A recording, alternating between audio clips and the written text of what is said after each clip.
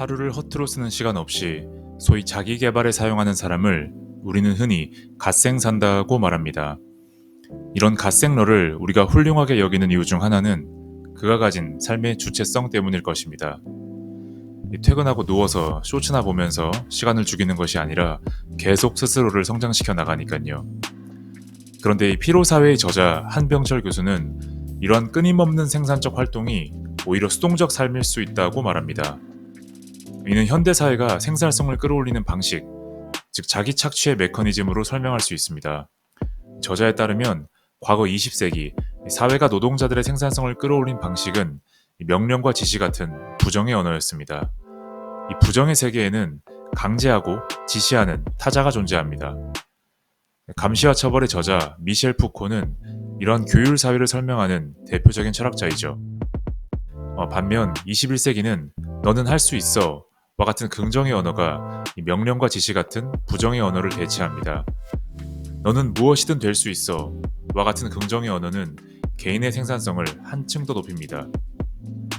긍정의 언어가 주는 자유롭다는 느낌 때문에 성과사회 속 개인은 규율사회보다 강한 내적 동기를 갖고 노동에 임하게 됩니다. 지시하는 타자, 즉 외부의 지배 없이 스스로 경영자가 된 현대인은 더 높은 성과와 능력을 증명하기 위해 부단히 활동하죠. 이러한 과다한 노동과 성과는 이른바 자기 착취로까지 치닫게 됩니다. 즉, 20세기 규율사회와 오늘날 성과사회는 모두 개인의 자유가 아닌 생산성 극대화를 추구하는 사회라는 점에서 동일하나 규율사회는 명령과 지시라는 노골적인 방법을, 성과사회는 자기 착취라는 좀 더 교묘한 방법을 사용하고 있을 뿐이라는 게 저자의 시각입니다. 그러나 여기서 문제는 자기 착취의 결과 소진증후군, 우울증, 소외와 같은 새로운 병리 현상이 등장했다는 것입니다. 이러한 새로운 병리 현상은 학교, 병원, 공장과 같은 규율 사회의 세계관만으로는 설명이 어렵습니다. 흔히 번아웃이라고 하는 소진증후군은 더 이상 할 수 없음이라는 무력감이며 이는 무엇이든 할 수 있어야 한다 라는 긍정의 세계관 하에 나타나는 새로운 병리 현상이기 때문입니다. 이러한 새로운 병리 현상을 극복하기 위한 대안으로 저자는 부정성의 회복을 주장하는데요. 여기서 말하는 부정성이란 중단할 수 있는 힘, 그리고 외부 세계와 교류할 수 있는 힘을 말합니다. 먼저 지속적인 생산 활동을 중단할 수 있는 힘부터 살펴봅니다. 현대인이 무기력을 경험하기 전 단계가 바로 과잉 활동이라고 했는데요. 현대인의 과잉 활동은 주로 멀티태스킹의 형태를 보입니다. 이 주의 구조가 굉장히 분산적이죠.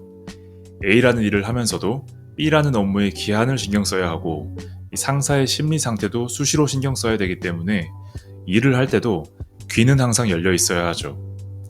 부산하게 활동하고 있지만 뭔가 하나에 제대로 몰입하지는 못하고 있는 것입니다. 이 저자에 따르면 이러한 부산함은 이미 존재하고 있는 것을 재생산할 뿐 새로움을 만들어내지는 못합니다. 사고의 수준이 계산이라는 뇌의 기능으로 전락하며 삶의 모든 활동이 노동의 수준으로 떨어집니다. 산만한 주의 구조는 관성처럼 이어져 퇴근 후에도 사색적 주의나 성찰의 시간보다는 유튜브 시청이나 재테크 등 자산 증식 활동에 몸을 맡기게 됩니다. 반면 인류가 이룩한 대부분의 문화적 업적은 깊은 사색적 주의에 따른 것입니다. 니체 역시 인간에게 관조적 요소가 제거된다면 삶은 치명적인 과잉 활동으로 전락할 것이라 지적한 바 있죠. 이 과잉 활동은 밀려오는 자극에 저항하지 못하는 과잉 긍정 상태의 결과입니다. 이때 우리에게 필요한 것은 부정적 힘으로서 하지 않을 수 있는 힘입니다. 대표적으로 사색이나 참선을 들 수 있는데요. 사색은 역설적으로 매우 주체적이며 활동적인 것입니다. 사색과 참선은 마치 돌이 구르는 것 같은 기계적인 활동에 대한 용기 있는 중단이며 수많은 자극으로부터 스스로를 해방시켜 자기 중심을 찾고자 하는 역동적인 활동입니다. 다음으로 나로부터 걸어나와 외부 세계와 교류할 수 있는 힘입니다. 저자에 따르면 오늘날 우울증, 소외와 같은 신경질환은 타자성의 소멸과 관련이 있습니다. 이는 시대상의 변화와 관련이 있는데요. 20세기까지 인류는 면역학적 세계관 하에 있었습니다. 20세기까지 늘 인류는 대규모 전염성 질병과 함께했고 이런 바이러스적 세계 하에서 나와 외부 세계 간에 뚜렷한 경계가 그어져 있었습니다. 더불어 냉전을 포함한 숱한 전쟁 역시 나와 외부 세계를 구분짓게 하는 요인이었죠. 그러나 이러한 면역학적 환경이 사라진 자리에는 같은 것의 과다, 긍정성의 과잉이 자리 잡았습니다. 경계해야 할 외부 세계가 사라진 세상 속에서 우리는 자기 자신의 증식에 과몰입하게 됩니다. 억압과 폭력, 통제가 사라진 긍정 과잉의 시대에서 자아는 포화 상태에 이르렀으며 소진, 피로, 질식과 같은 새로운 부작용이 나타났습니다. 저자는 이를 분열적인 피로라 부릅니다. 자아는 포화될 뿐 외부에 개방되지 못한 채 스스로 고립되기 때문입니다. 저자는 이제 자아의 축소가 필요하며 외부 세계로의 틈새를 열어야 한다고 말합니다. 나로부터 걸어나와 타자와 마음으로 연대하며 함께하는 피로를 회복해야 하며 외부 세계를 진득하니 응시하며 그 세계로 침잠할 수 있는 능력을 회복해야 한다라고 말합니다. 피로 사회는 현대인들이 대부분 공감할 수 있는 과잉 활동이라는 행동 양상을 설명함에 있어 자기 착취라는 새로운 시각을 제시하였습니다. 그리고 이러한 자기 착취를 면역학적 시대의 종말과 긍정의 시대의 등장이라는 시대 변화와 결부시켜 설득력 있게 설명하였습니다. 저자는 오늘날 지배적인 감정으로 짜증을 드는데 짜증은 도무지 타인이 들어올 공간을 내주지 않는 과포화된 자아의 표출이다 라고 말합니다. 반면 분노와 슬픔은 사라졌다라고 얘기합니다. 오늘날의 산만함은 정력적인 분노, 슬픔이 발생할 여지를 없애버렸다고 이야기합니다. 과연 그런 것이 요즘 우스갯소리 중 하나가 한국 길거리에 40대 이상은 전부 화가 나 있고 20, 30대는 전부 표정이 없다는 것입니다. 요즘 한국 사회를 지배하는 감정이 짜증 아니면 무관심이라는 것이죠. 이 탈진한 영혼이 가지는 대표적인 감정입니다. 이 탈진한 개인들이 그나마 스스로를 위안하는 방식은 소확행과 힐링인 것 같습니다. 이 지속적인 노동에서 벗어나 휴식을 갖는 것은 분명 중요합니다.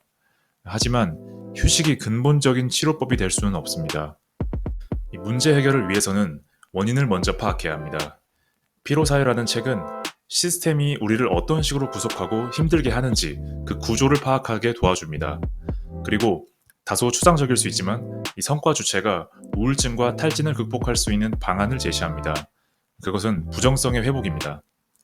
아니라고 말할 수 있는 힘, 이를 통해서 잃어버린 성격을 되찾는 것, 그리고 타자성을 회복, 타인과의 깊은 유대를 맺고 거기서 새로운 피로를 느껴라는 것.